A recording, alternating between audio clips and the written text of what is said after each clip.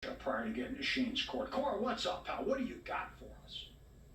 Hey fellas, how y'all doing? How are we I doing? I'm good. I just had a question. Like, as a basketball fan, you have to appreciate greatness when you see it. And I've been hearing y'all talk about Joker, and Joker is a very great player. But my question to you, Justin, is: do you think he could do what he's doing now to the centers from back in the day?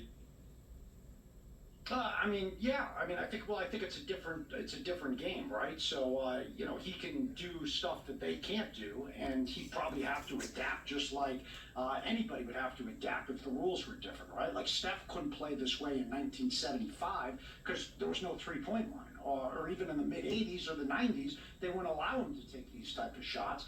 So he would have to adapt to maybe a more physical game, whereas a guy like Shaq, for example, since we were comparing him to Shaq last week, Shaq would have to, get out there and defend the three. Shaq would have to run. He'd probably have to, have more of a game than just something on the block where he's turning around and dunking. So, I think everybody would have to adjust based on the era that they're playing.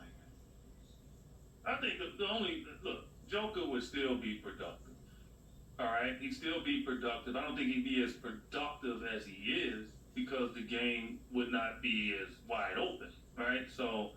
And I think he'd be challenged more defensively, which means maybe foul trouble that can negate some of the stats that he would get. But in regards to production and look, this dude he backs you down, he posts you up, and he shoots fadeaways on you. Well, I don't know too many centers that's going to bother him with that shot.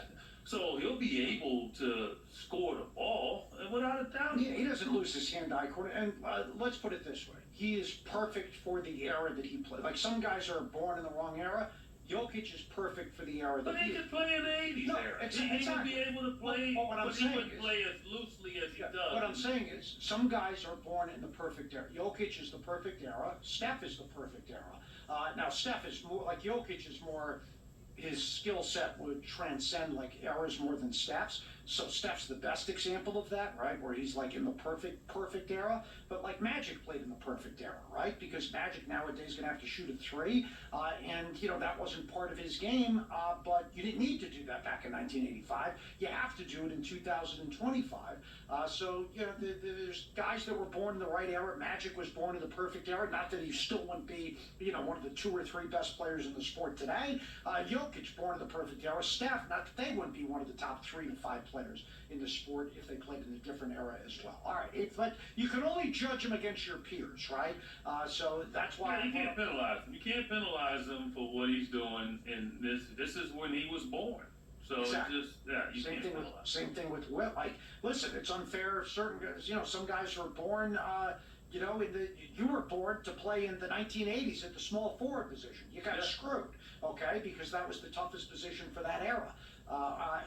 Whereas you're born now, like, again, you're not in the right era because you'd have the three-point shot today, so you'd be better. Whereas, again, the other Johnson, Magic, was better off in 1985. He would have been better off in 2025. Yeah. All right, 855 NBA, jump 855 62 5867. This guy, we're talking about being bored of the